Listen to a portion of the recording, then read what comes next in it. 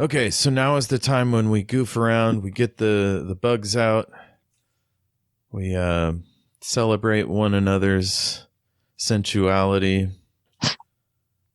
Whatever. That was the time.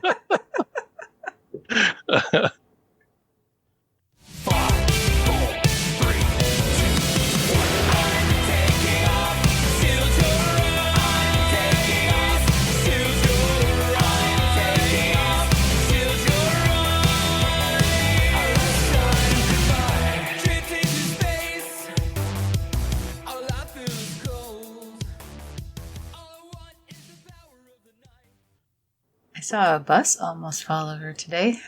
What? That's exciting. Yeah. Whoa. They were driving in a straight line and everything. They ate the curb and went up on 2 wheels.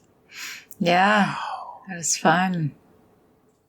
I bet those people inside were freaked out. I think it was empty. Because it was before school let out. It was a school bus, too. Oh, shit. Wow. Yeah. But it was man. before school letting out time. Yeah. Felt real good about that.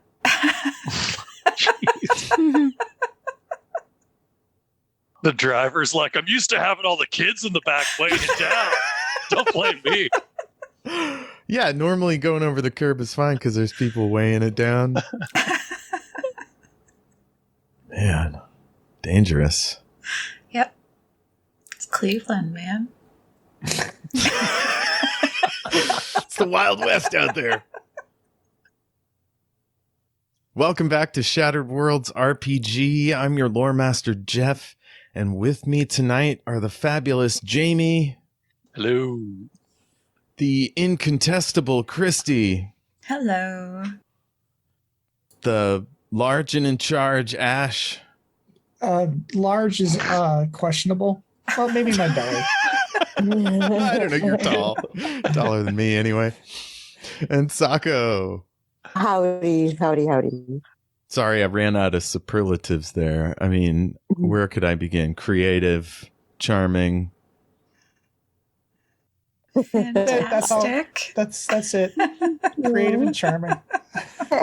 Aunt is like, that's all she is. I'm tall.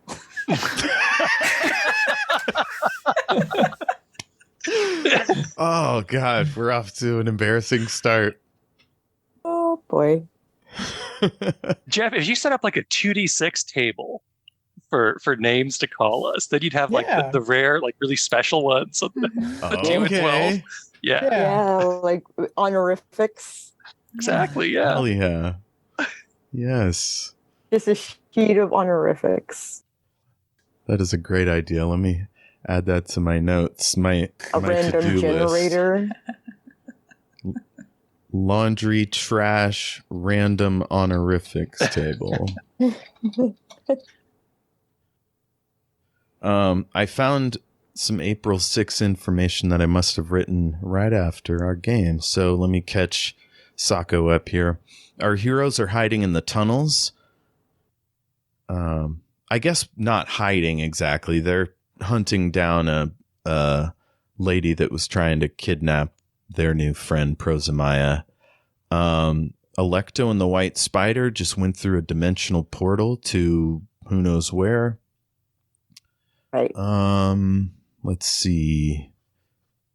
There was a bombing. There was a whole mess. Ebenezer organized a couple workers. Yeah, I think that's it. Oh, okay. Yeah. And so I'll get right into the meanwhile.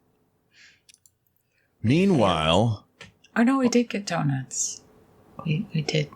Yes. Oh, yeah, that's how we started. Yeah.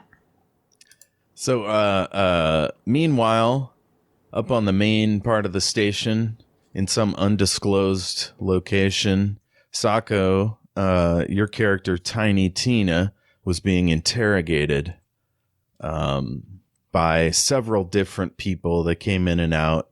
Some were stern, some were friendly, some were a little hostile. kind of like one of the movies you've seen about cops and spies. It was that kind of deal. And eventually they left you alone for about a half hour. What does Tina think about in this windowless room for a half hour? I went out. Am I bound? Am I? No, they just left you unhandcuffed in this room with some paperwork on the table and a data pad. One, I look at the data pad, and two, I look for a way out of said room. Okay, the data pad, the only thing you can do with it is read the notes the people have written about you, and then you can add to it if you think of anything. The paperwork is just general info about the station, there's pamphlets about Stoneflower Station, and then some stuff about the colony where you came from, Devarikar. So you look through those. Yeah, you can't connect to the internet. Yeah. They didn't even give you games, unfortunately. No games. Kind of racket are we? Yeah. They did leave one marshmallow on a plate. They told you not to eat it. I won't eat it. Like that famous study. Does anybody remember? Yeah. Yeah. Kids. It was for kids. See how long they could last against a marshmallow. Against the marshmallow. So yeah, at some point you get up and you start trying to find a way out. Give me a investigation roll. So it's a perception roll and add +2 if you have investigation. Roll a d10, which is a 6, 7, or 8. So that's 14 +2 is 16? Yay. In your hunt around the room, you discover a control panel that doesn't light up and has no buttons. You discover the door is like totally flush. So there's no hinges. It's a sort of almost like a blast door, but it like goes inward and then slides. There's no ventilation shaft. There are like holes along the ceiling that you assume are for oxygen and whatnot. There's a drain in one corner. You don't want to think about what that's for. And No.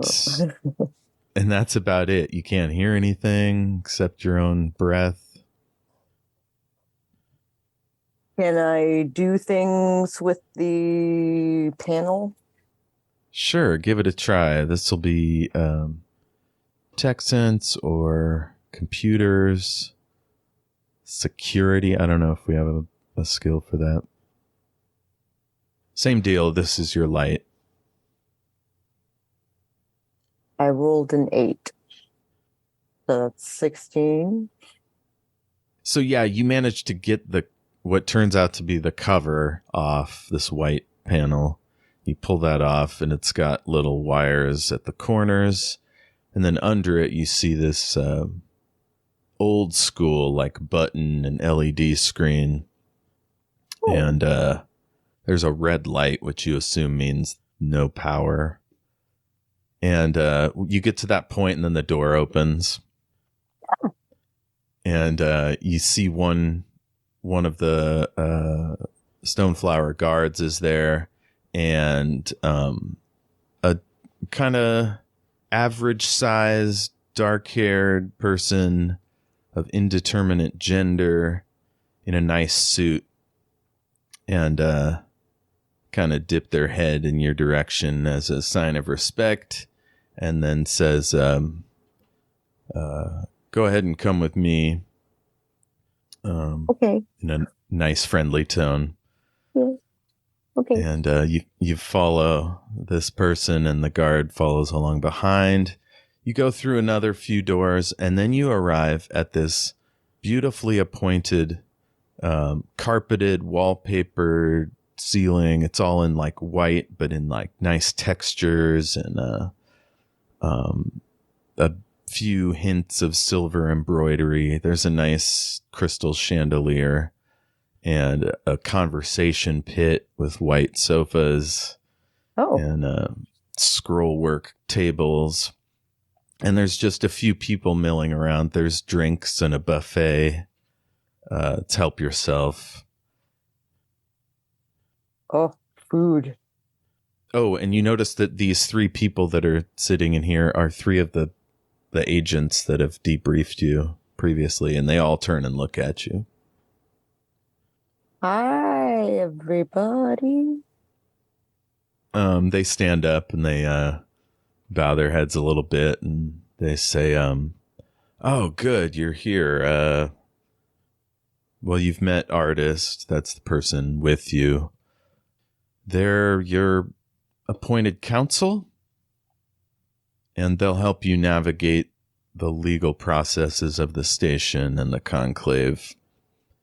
And then a door opens across the way, and in comes 3 tall, broad Zentradi guards in like space armor, basically without helmets. And behind them is a kind of big, older, what do you call it?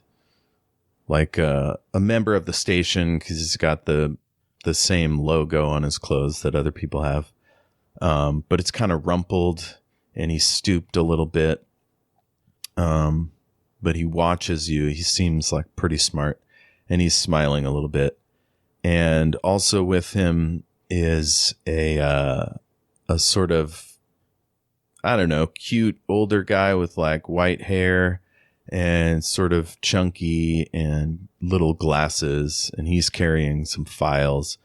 And then this little old lady, little for a Vorok, 6 feet tall, but stooped over and just old as dirt, but friendly looking. And she walks over and greets Artist, and then motions for y'all to sit down, and the 3 other agents leave. The guards fan out. So there's the one that came with you, and then these 3 Zentradi. And this little old lady sits down next to Artist, and the little old lady seems like almost apprehensive, worried, kind of. Mm-hmm. And Artist just looks friendly and ready to answer questions or whatever. Do you want to speak first or wait? I'm going to wait. Okay. To see what kind of situation I just walked in on. Okay, so the big engineer is kind of looking around, waiting for some action to happen. And Artist finally opens up a file and says, we were lucky enough to have DNA testing equipment here on the station for high security arrivals. And because of your special circumstances, you and the other colonists were tested for obvious reasons, pathogens and so on. And we discovered that one of your relatives was here on the station. And so this is her, Great Mother Pearl. Well, Pearl. And she smiles a little bit. And this is Tiny Tina, Pearl. Your, as best we can tell, your granddaughter. Grandma? Yes, Tina, I was your mother's mother. Well, still am, I guess. If she's alive. Okay.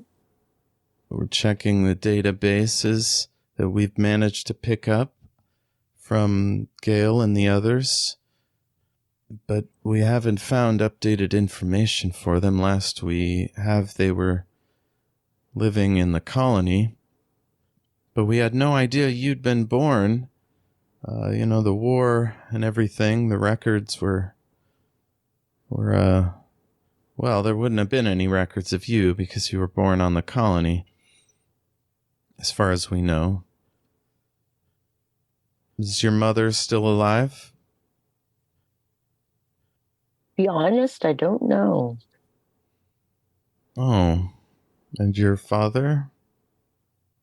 I've been out of contact with the folks for some time now. Oh, boy. Well, and she starts crying. No. Oh. Oh. Jeff, how could you? How could you? So, Artis says, I'll give you a moment if you'd like to talk amongst yourselves. And then he and the engineer go off to the drinks cabinet. Oh, and he's like, would you like anything to drink? And Yes. Pearl says, just some coffee. Drink. Drink is good. Just drink? Just drink. Surprise me. I think we have some grape juice. Pour that and get some coffee for Pearl. So she starts fussing over you. She wants to know how you were treated, what your Like a life was criminal. like. Last thing I remember, I was in a very dangerous situation. Oh, really? And I don't know what happened after that. They tell me you came in with some security people from the station here. They were disguised as entertainers, from what I hear. And they came back with a couple children, and then Ebenezer, the diplomat. I remember him from before the war. He was a bit of a dashing figure, if I remember. He used to be so handsome. Yes, he was an ambassador from the Logosphere to the Conclave, and he from what I remember, he was checking on various colonies before things went sour, and were the people. Oh, and there was also a suspect or two, but I'm not supposed to know about them. Oh. The artist drops your drinks off and smiles a little bit. Raw wine. Yeah, raw wine. Yeah, you don't think you've ever had real grape juice. Real grape juice before, yeah. Okay, so once she's dabbed her eyes enough and connected with you enough, she pulls out a map and like unfolds it, and she says, well, your friends, according to Artist here, are part of a small organization that's looking to preserve things as they are, the peace and prosperity we're experiencing now. And, they've asked me to ask you if you'd like to help. The reason this is important is because there's going to be a big announcement soon, and it will mean that all these people will find out about your planet and want to go there. And we'd like to get there first and secure a particular site. Oh. What site? Well, it hopefully somewhere equidistant, between your settlement, they call it Metal Town, Yeah. and the colony proper. She points at this spot in between. You see the broken earth that you circled around, and then you see the chasm that you crossed, and then in between you see the weird ruins. Right. And there's a big kind of flat spot just west of all the old buildings and stuff. Yes. Yeah, just as I figured.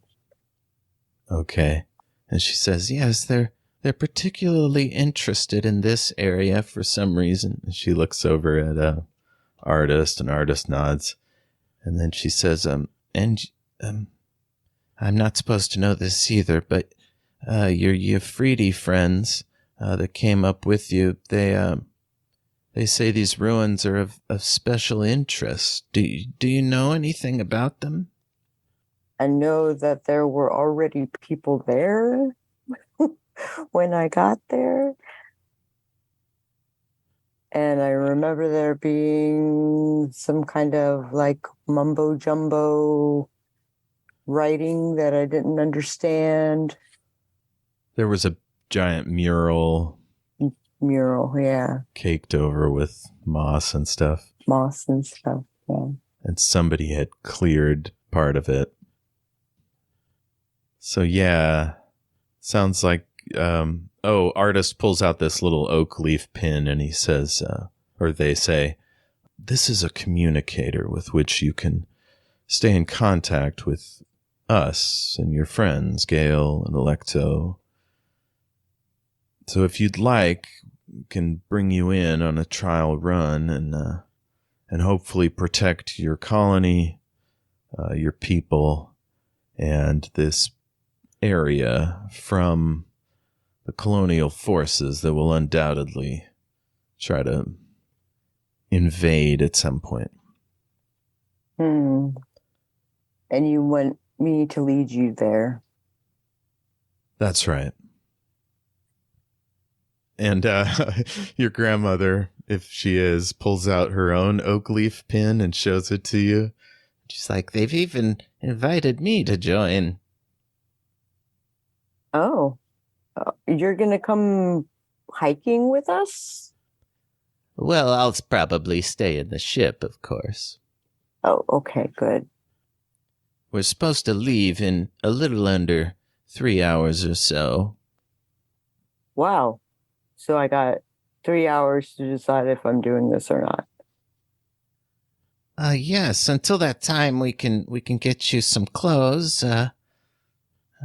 Maybe we can do something with your ridges. You know, we have tattoo artists on the station, of course, and there's body modifications of all sorts. You see, she's got designs and shit all over her. Some of them are even holographic. Oh, fashions have certainly changed since you were a child. Yeah, it has. Okay, and then all of a sudden a wall screen on the north wall, just massive, activates, and you see a big event happening and some people on a podium area. A dais, that's what it's called. And somebody's, doing that thing where they tap the mics and they're about to give an announcement. And now we cut over to our friend and yours, Alecto. Hello.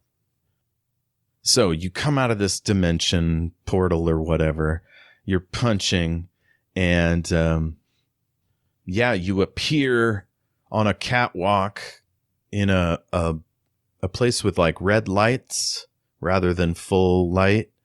And it's this enormous sort of cargo storage chamber with 3 levels and these giant cables going up from below up into the ceiling, and they seem to be vibrating.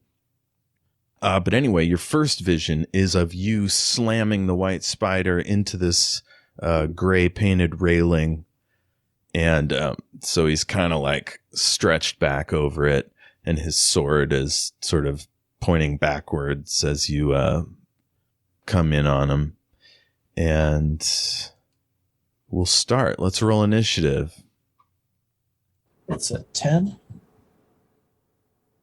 Wait, you rolled a 10 on the D10?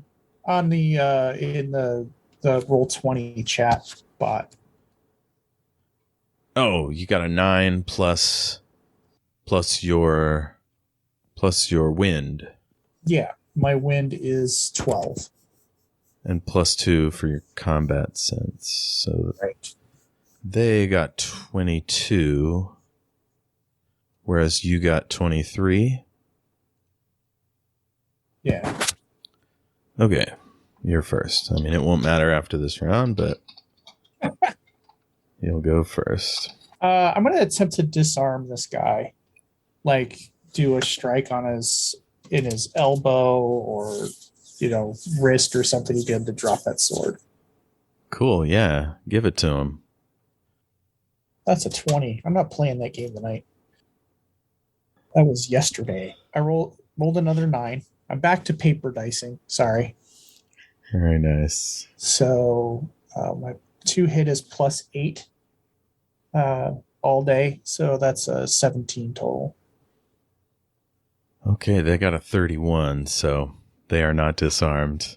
Yeah. Ooh, dodgy. Would you like to stay put or move somewhere? I'll stay put.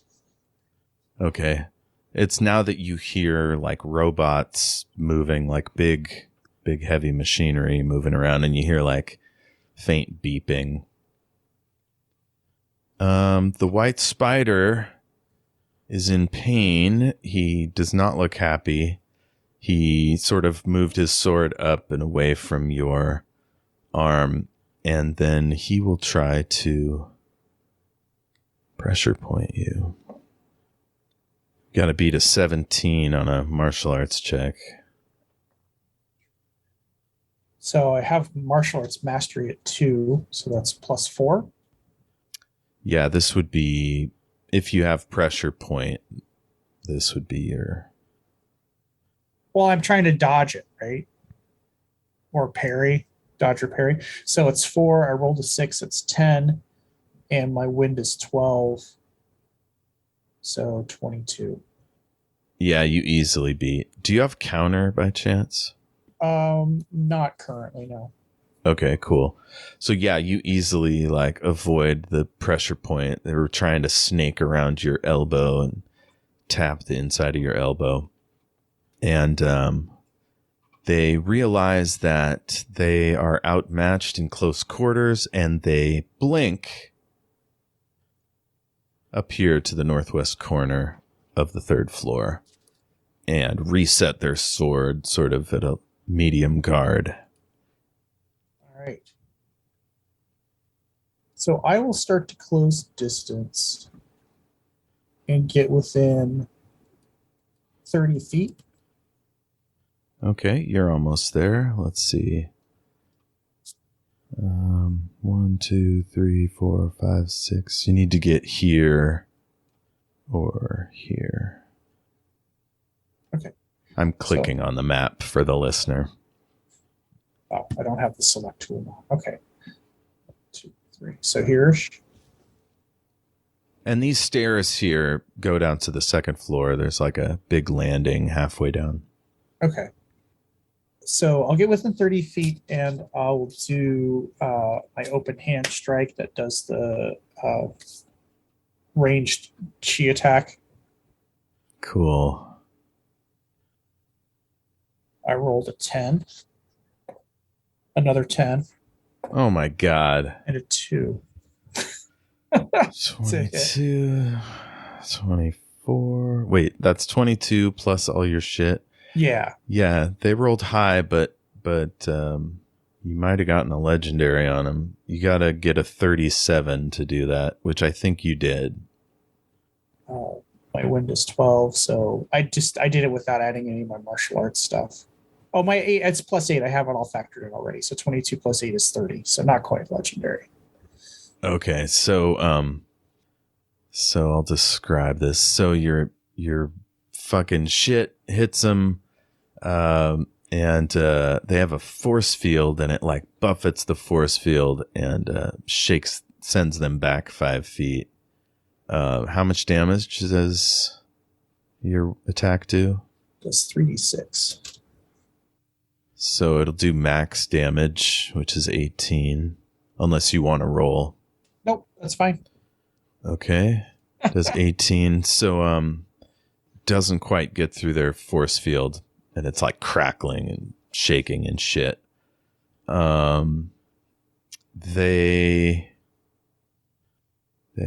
do minor actions if you want to fiddle with an object or something.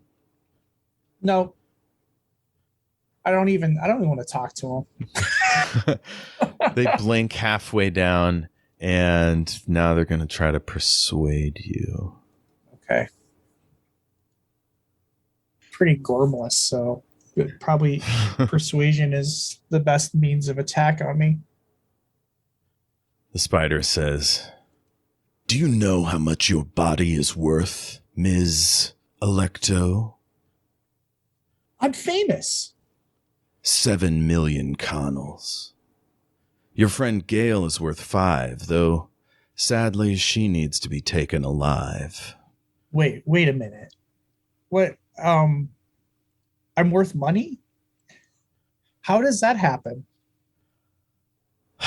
It's a bounty. I don't go into the details. But here's the thing. I could take you somewhere safe, somewhere the enemy can never find you. Just give me Prosamaya, and all your prayers will be answered. Or join us. The witch killers could use someone with your talents. Or if money won't sway you, how about a trade? First of all, I don't know you. Secondly, who's Prosamaya? He smiles and dips his head a little bit, and he says, "That's the name of the scientist you've been busting your ass trying to keep us from taking." Whatever, man. I'm not going to make any deals with you. Even if we know where your mother is? How would you know that? I'm a bounty hunter. It's my trade. Tell you what, we'll give you your life and those of your friends in exchange for your mother and the scientist as a down payment. I don't trade in people. You're going to have to come in. If you want me, you're going to have to come and take me. He sighs. I was going to have him do a persuade roll against you, but I think you're so adamant and you're moral and shit that it wouldn't be fair to force you. All right. Top of the order. What would you like to do? Well, since I'm pretty much just all close hand combat, I'm going to use acrobatics to move diagonally across the stairs to the other railing. Nice. So you're going to bound from like leap across here to here. Yeah, like on the handrails of the staircase. Cool. Roll an acrobatics roll. We'll see how far you go. Rolled a 2. Where'd my lucky streak go? Let's see. Acrobatics. I have specialized, so that's 4. Nice. So 6. And that's wind. Yes. So 18 total. 18. So that's enough to go half your move across the staircase. So 5, 10, 20, 30, 40.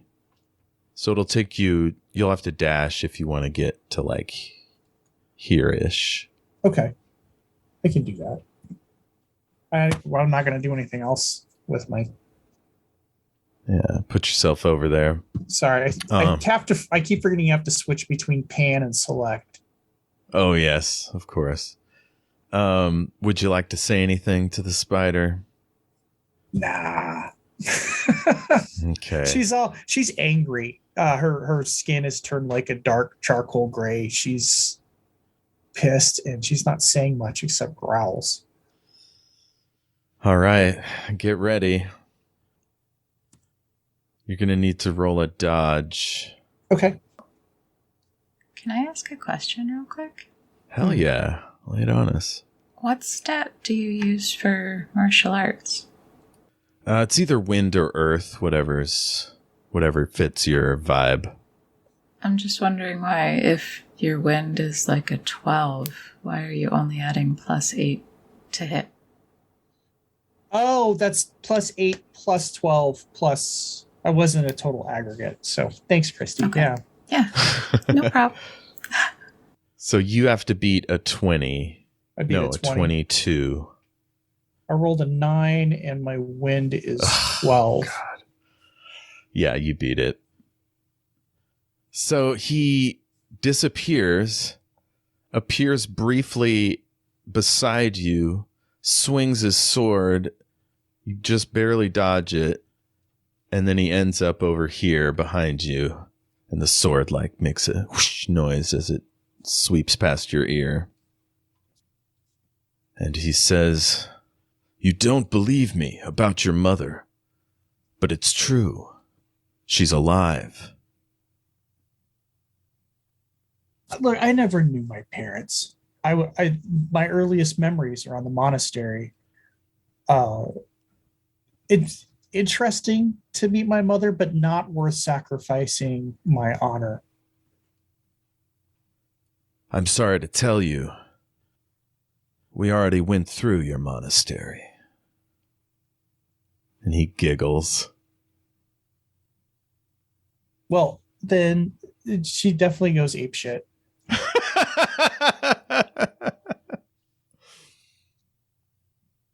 Maybe special arts move that she didn't know existed comes. No, I'll just I'm gonna do a flurry of blows on him.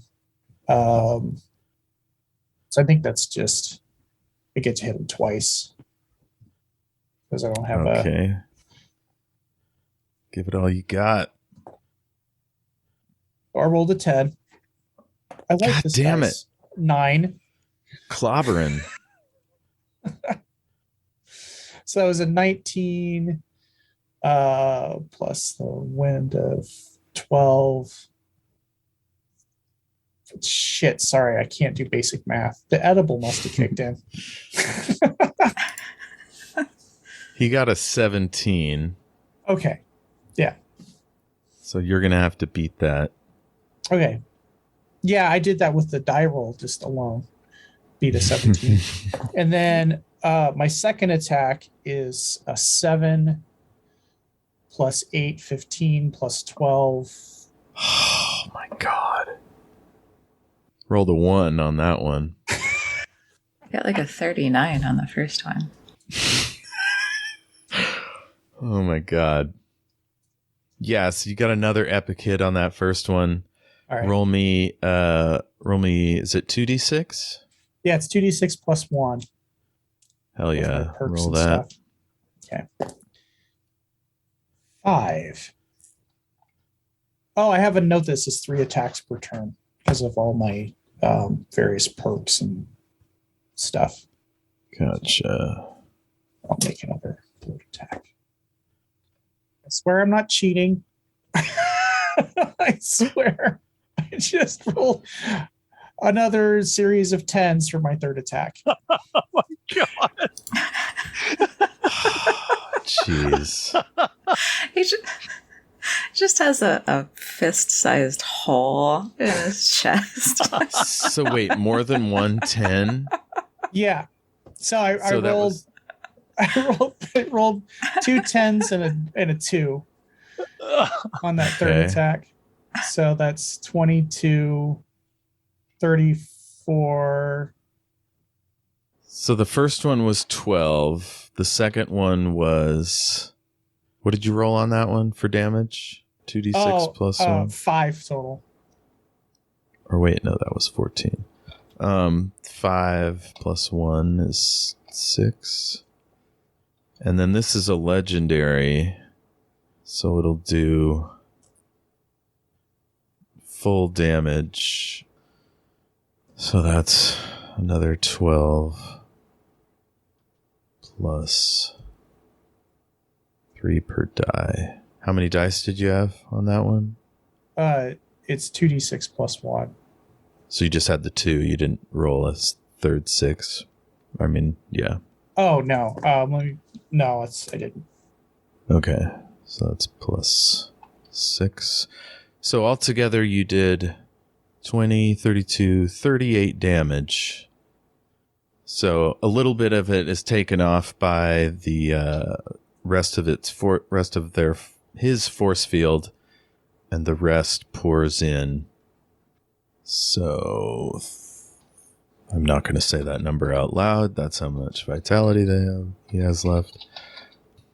So yeah, he screams, and I assume you're next to him at this point. Yeah. And he blinks all the way down to the ground and is gasping for air.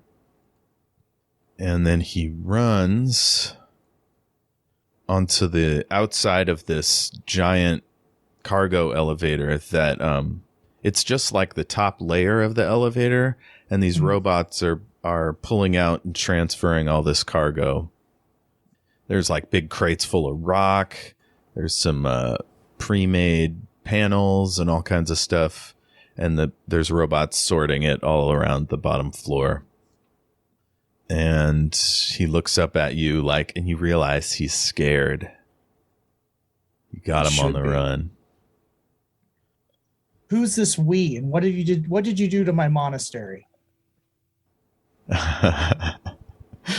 He kind of fake laughs and he says, "The witch killers don't leave witnesses."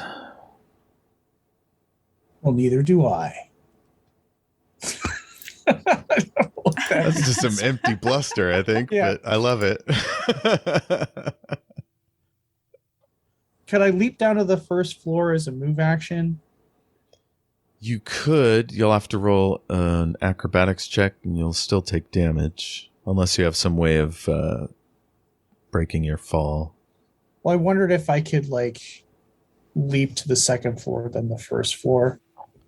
Okay, yeah. They're 25 feet apart. If you hang off the top and swing down to the railing, you can break some of the fall.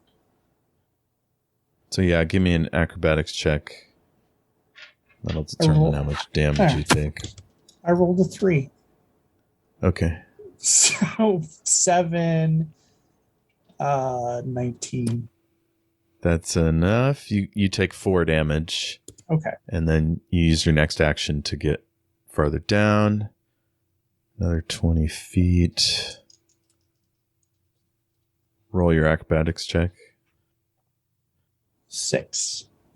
So 10. That's definitely a 20. An extraordinary success. So you take 4 damage from that one as well. Okay. And then you roll to your feet. Not as dramatic as I had hoped for, but it's okay. This clown looks at you. He's like, "Oh shit!" and sheathed his sword and pops out of view. And then all of a sudden, you see the elevator start to shake, and the cables are moving, and then it drops very quickly out of view. And there's like an inrush of pressure, like air pushed out as it goes down. And you hear a force field activate so space doesn't suck all the air out. And you can hear the fans, or the HVAC system filling in the area with some more oxygen.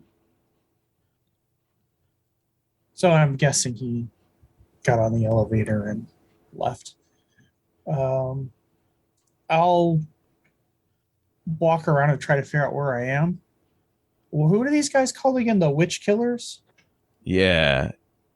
you get down to the edge and you see there's a stanchion with a control panel, and you see the elevator farther down, and it's not moving as quickly as you thought. Maybe it like shoots down quickly and then it goes down. So it's slowed down a bit, and you see another elevator go up off to the east here on a different cable, and then this one, it's down about 100 feet at this point, but you might be able to make it if you can get this force field shut down.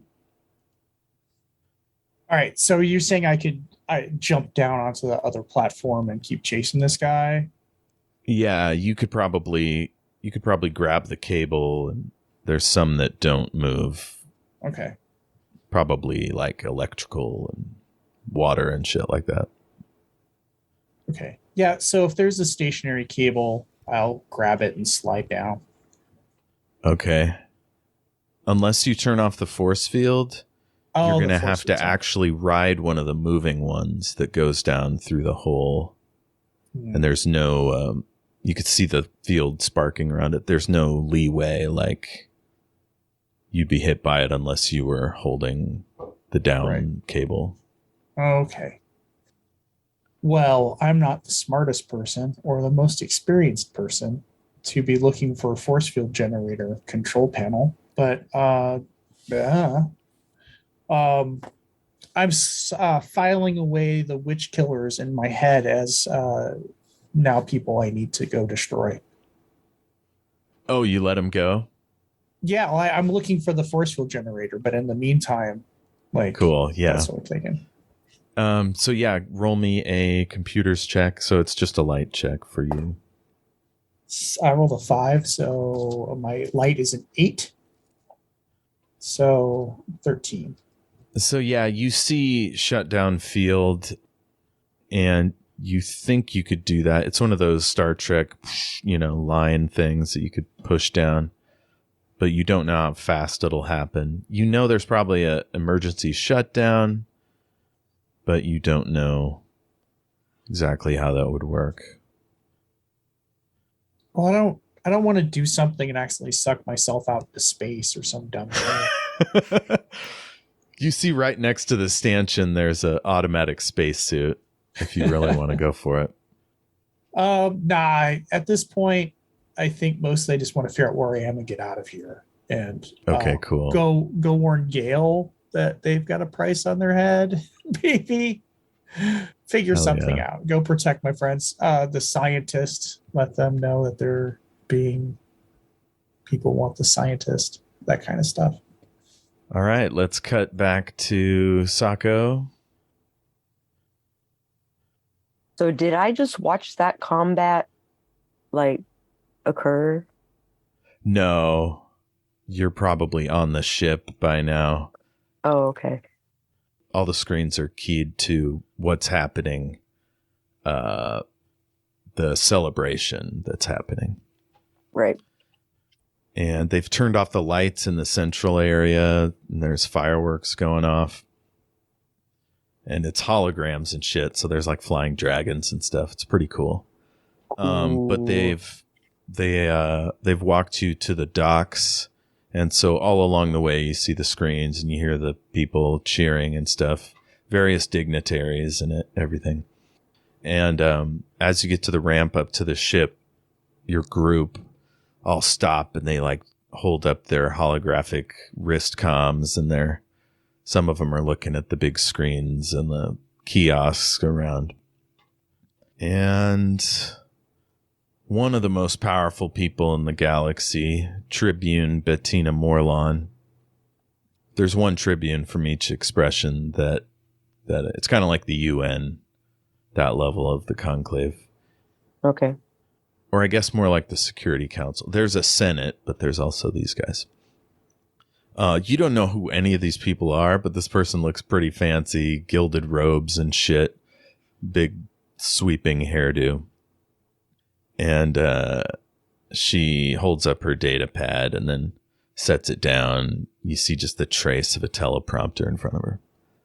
And she says, "In these times of trouble, when natural disasters plague our peoples, when criminal elements harry our governments and businesses, when racist cabals threaten the safety of innocent, hard-working citizens, the time has never been more right to announce that we of the Conclave are committed to bringing about a new phase of human existence, a period that will bring us beyond our insular squabbles, a period of scientific achievement that will elevate us from a loose confederation of worlds and into a new system of unity, a system powered by a new technology, one that will unite us as never before. I stand before you not simply as a representative of the six peoples, but as a member of an august body, brought together to celebrate our successes and to prove for one and all the power and sophistication of the Conclave and its leaders. Viceroy Flint, if you would share with us your discovery. And you see this tall, kind of imposing figure with salt and pepper hair and a beard and regal look to him. He's in this kind of red and blue and silver robe situation with big shoulders and a fancy necklace. He steps up to the podium and clears his throat. Friends, members of the Conclave hierarchy, I come to you not merely as a representative of the Ascendancy Diplomatic Corps, but as a magical practitioner and explorer. In my capacity as governor of the long-abandoned planet of Kavar II, known to most of you as Bell's Holdout, I have delivered a powerful technology to our friends in the Conclave Central Science Service. And he, waves at some dignitary on the stage there. Together with the world-class designers of this station, he gestures to another couple folks. Oh, and one of them is the engineer that was in the white room with you, who was just kind of hanging out while you met your grandmother.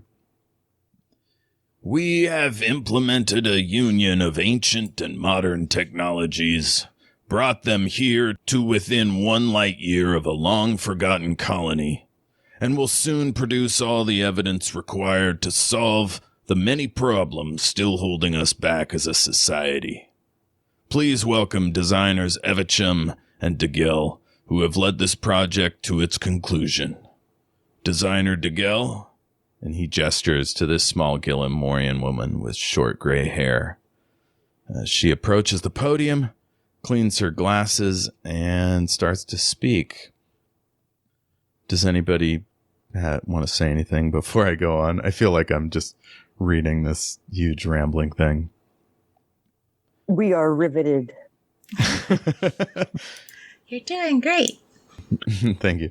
DeGel says, in 3 hours, we will activate what we call the Sympathetic Variable Attenuator, or SVA drive, which will send this entire station to the orbit of the nearby colony faster than any drive in recorded history. It is thanks to the myriad designers and engineers of this station that we are able to do this, and so I've taken the liberty to send their names and histories to those of you in the media. In a few short hours, they will be household names, and they will deserve it. There has never been a drive with anything close to this level of precision or power, and soon you will see the results. Those of you who wish to leave the station before we activate the drive are welcome to do so. And any bills you've paid will be credited to you, prorated, of course. You may follow us to the aforementioned colony, or remain within our hyperspace envelope. Either way, you are welcome to join us for the first ever joint Conclave Remembrance Day event over a rediscovered colony, sundered from galactic society over the past 28 years. This will be the greatest event of its kind since before the war, and you are all invited. Master Evichum will answer any technical questions you may have. Thank you very much. We will see you on the other side of the jump. Good day, and may the gods smile upon us all. A big portion of the crowd responds with the classic, as they decree. The rest look on in mute surprise. The hubbub begins to grow until the entire station is buzzing with upraised voices. So your grandmother looks impressed.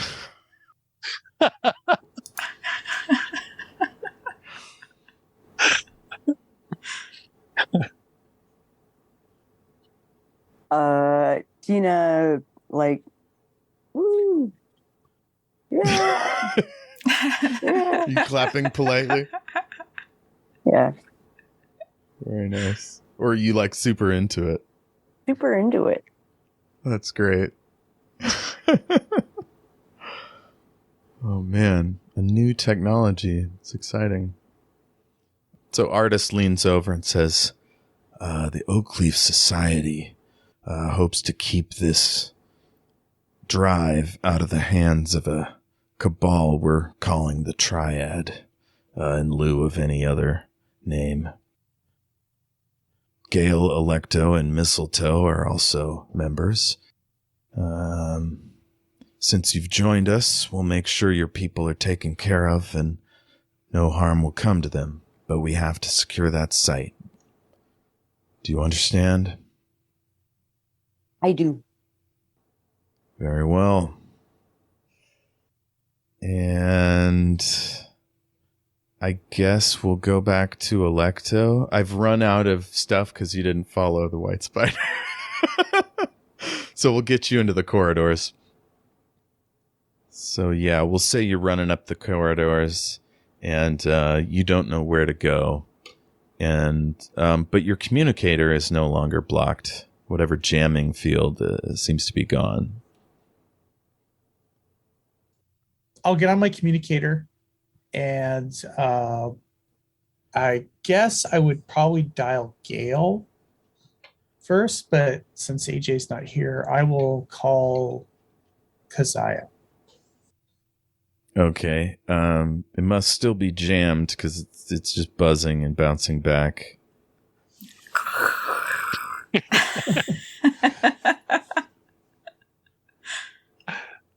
Dang it. Can I get through to Ebenezer? Sure, you try, and you're still running. And it's now that you see these screens here and there running the speech, they have closed captions, so you can kind of see what the deal is. The only person you recognize is Viceroy Flint, and that only because Lagos pointed him out once. But yeah, you're still running, trying to reach Ebenezer, same deal. All right, so apparently Sako has to leave, so Sako, thanks for playing, and we'll catch you in 2 weeks. Yay, thanks so much. Hell yeah. Bye, Tina. Have a good night. Bye. Bye. Yeah. Okay, so you're still running. You come across some robots, but nobody attacks you. And yeah, you think you can activate one of these consoles to find your way up to the party area. Or you could just keep running blind. I'll head to where I know, the party area. Okay, so you plot a course, and you realize that you're pretty close. It's just down the hall to the right, and then up the staircase. So you're almost to the hallway that bends, and there's all this, like, choking smoke spilling everywhere, and kind of makes you cough and stuff. It's dissipating, but it seems to be coming from the stairs. Okay. I'll pull a scarf up over my nose and mouth and move up the stairs. A little cautiously now. Hell yeah. Okay, you're going upstairs and it gets thicker and darker to the point where you can't even see through it.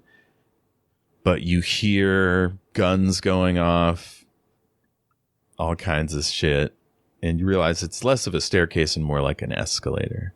And it's going up, and you hear Gale shout, and we'll leave it there. You're not going to make him, or her, sorry, dodge a a laser coming out of the wall.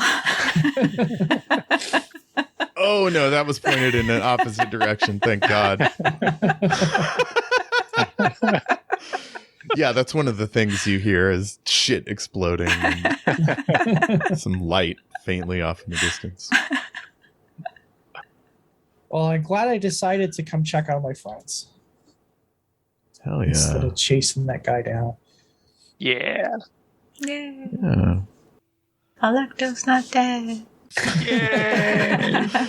My plan originally was to draw you in and like suck you into another dimension door onto the elevator, but you beat his ass so badly that I thought it wouldn't really make sense to keep trying to fight you. Yeah, bring him in. So. I keep saying him. Bring her into a smaller, more enclosed space.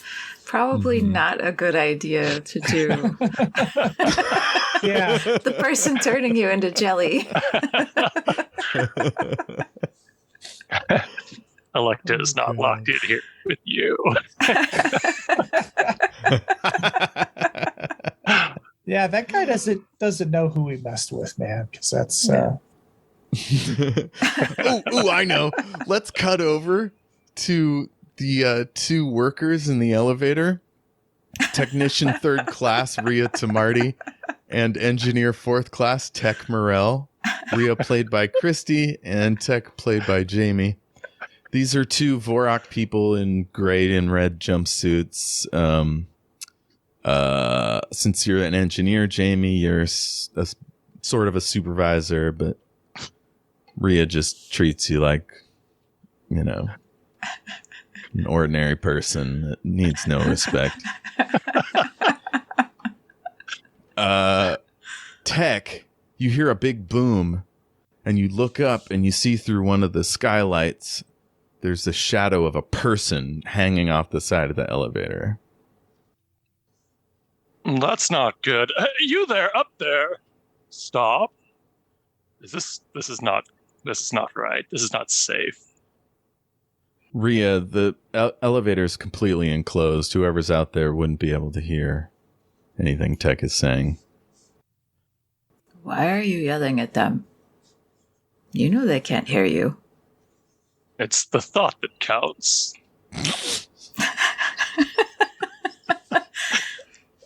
I'm sure they'll care about that a lot when they get sucked out into space. You'd understand if you were an engineer 4th class like me. I hate to pull rank again, but that's just how it is.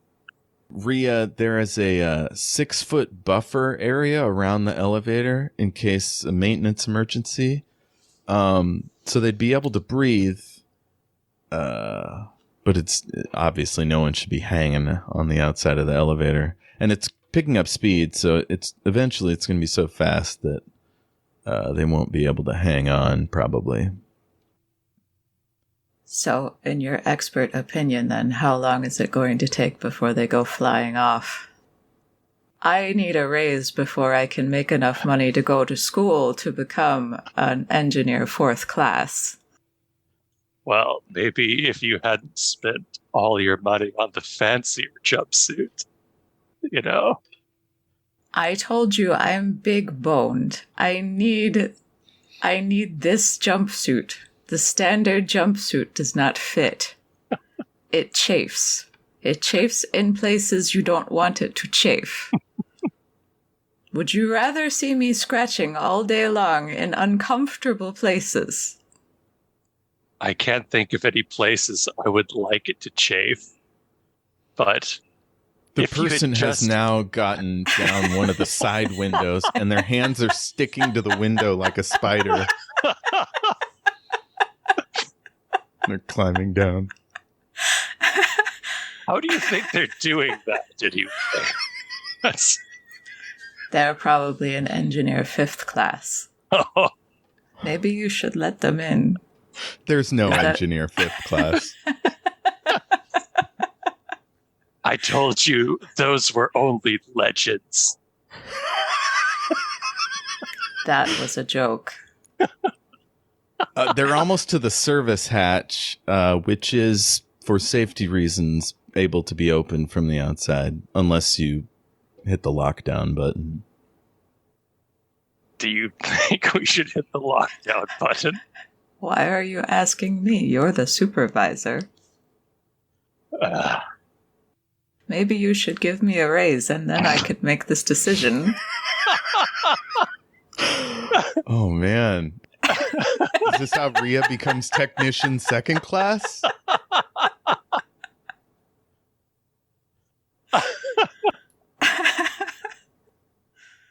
I'd hate to be responsible for them dying, I suppose.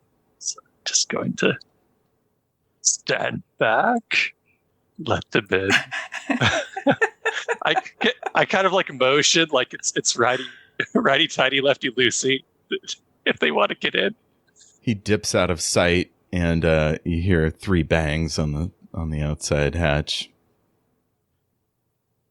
And there is a speaker next to the hatch if you want to talk to them. 3 bangs is for let me in.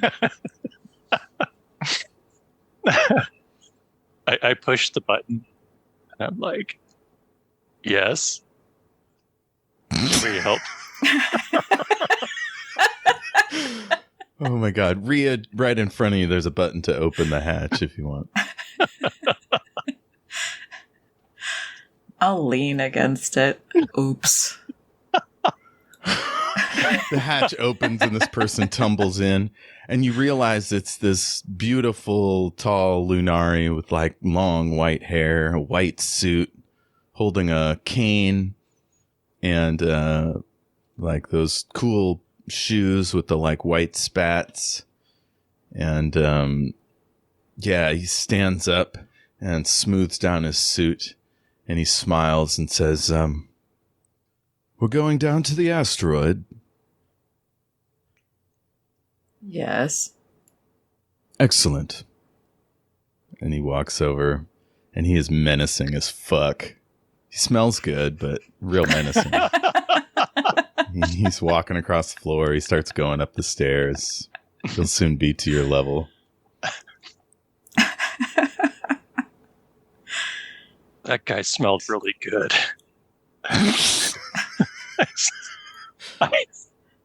Yeah, but he's got shoes like Scrooge McDuck. Rhea, there's an emergency station pistol under the desk near you. If you want to declare this an emergency and get your hands on that weapon. The Scrooge McDuck shoes are pretty suspicious, so sure. Okay. You hit the button. Engineer 4th class tech. She just hit the emergency alarm. The elevator starts to slow. The white spider is almost to her. And you see she's pulling out a gun. What? You are embarrassing me in front of the good-smelling person. I apologize. She is but a technician 3rd class. You know how they are. Always quick to draw. He sweeps his hand sideways across his body, and Rhea drops. Just slumps to the ground. Pistol skitters away. Drool coming out of her mouth. She was going to say that this was just to protect him, but you're still able to think and see, and so you want to say that, but your lips won't move. Rhea, get up. What are you? No sleeping on the job. This is just like you. The spider draws his sword out of his cane, and it goes swing. And he says, "You will continue." Yeah, I will continue. Sounds excellent. He taps he points at the emergency lockdown. Oh, allow me. Boop. You punch in a code and it turns off and the elevator starts again. As your eyes start to fade and you start to die, Rhea, what are your last thoughts? I thought she was just knocked out. What's going on? Not Rhea. No. I really wish I would have gotten a raise. You were this close. Don't diarrhea. Yes. Rhea.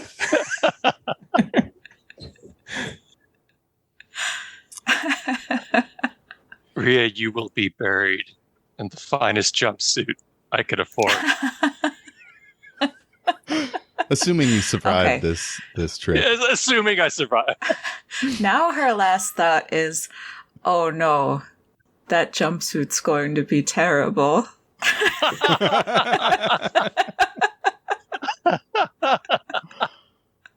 Oh, Dollar shit. store jumpsuit.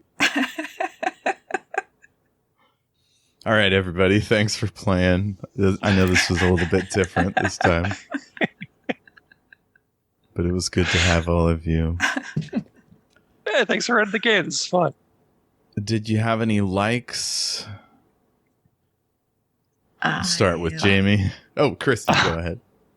Oh, I was gonna say, I liked Grandma Pearl. Mm-hmm. That was her name. That was interesting. I have a feeling she's not actually Grandma Pearl, but it's neither here nor there. Yeah, they didn't And I- show her the all the DNA results and so on. Yeah. You are the grandmother. All right. No, really. I'm my own grandma. And of course, Alecto's magnificent fight. That was pretty cool. It went a lot faster than I anticipated. The streak of tens. That was bananas. I wish this is the only thing I don't like about like playing remotely is because when you have a hot streak like that, you can look, I'm not lying, it's right there, and everyone can Yeah, go, absolutely. You're so lucky. Yeah. We need a separate webcam for your dice. Because then you can see all my ones that I normally roll. What about you, Jayme? Any highlights? Highlights include I really like your grandma Pearl voice, although it does it does raise like an important issue that you always want to have a verified grandma. Like, you don't want to have an unverified grandma. It could lead to all kinds of trouble. Grandma has to solve the CAPTCHA. Yes. Oh, yeah. Yes. Are you a grandma? Or is it I'm not a grandma? That's what it is. I like the battle with the white spider. That was a long time coming. It was cool seeing that unfold. Very cinematic. All the tens put him in this place. I liked. This is gonna sound mean, but I think you'll know what I mean when I say it. I like that Kristy's character has died. That was like a memorable moment. Oh, man, that was an audible. I was just like, he wasn't able to hurt Alecto, so we got to show how dangerous he is. Take out somebody. That's how Doctor Who does it. They just kill NPCs left and right. Although in my headcanon, like when the spider like exits the elevator, like the doors open and like it's just fourth class technician is also like beheaded in the background. He's not making it through that whole ride. He would have been like, what kind of shampoo do you use or something? That would have been Shampoo? I don't need shampoo.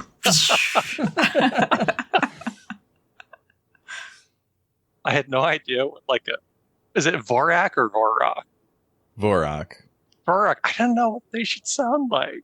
So, my initial voice, if you go back and listen to this, my initial voice was completely different than after I started taking a lead from Kristy. So I'm like, well, you probably know what these guys sound like. That's not right. You guys started off sounded a little bit like Ebenezer. Yeah.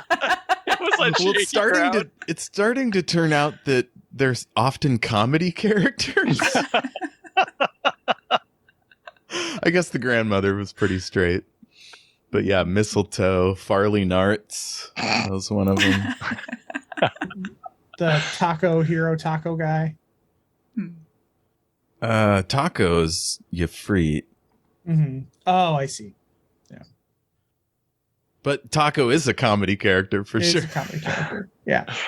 Fun fact, I had a real life grandma named Pearl. So she wasn't that old though. But I was a little my grandma Pearl. Sweet. All right. Well, we can skip the internet stuff. Just please, people, email us, shatteredworldspod@gmail.com. We'd love to hear from you. We're out here on this floating island, just dreaming about engagement.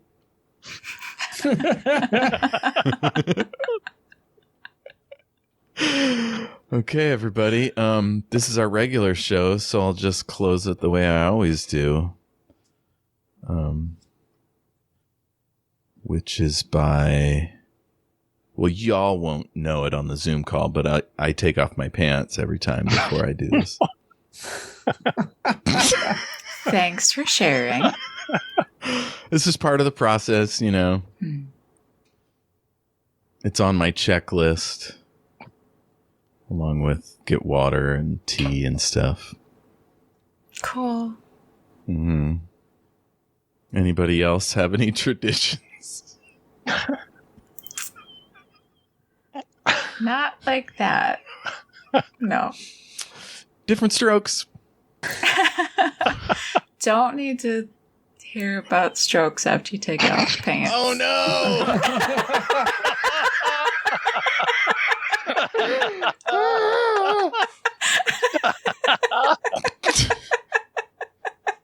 Keep it rolling.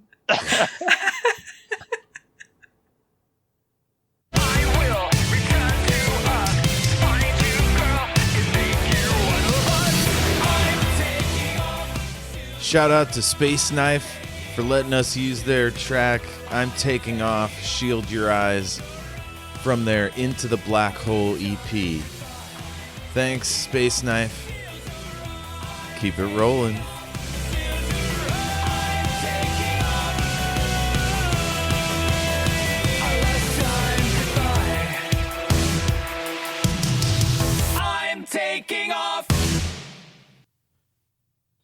Anybody else see any vehicle shenanigans this week?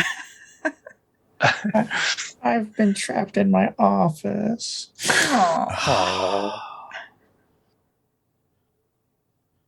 Ash's family locked the doors, so they're living on dry rations and wineskin. I don't know. I got D&D there. Our coolest thing, which is our RTA trains, I guess. We've previously established that is the coolest thing about Cleveland because they run like every 15 minutes. So it's currently down. So that's why I was out driving. Otherwise, I also would have been trapped in my office. So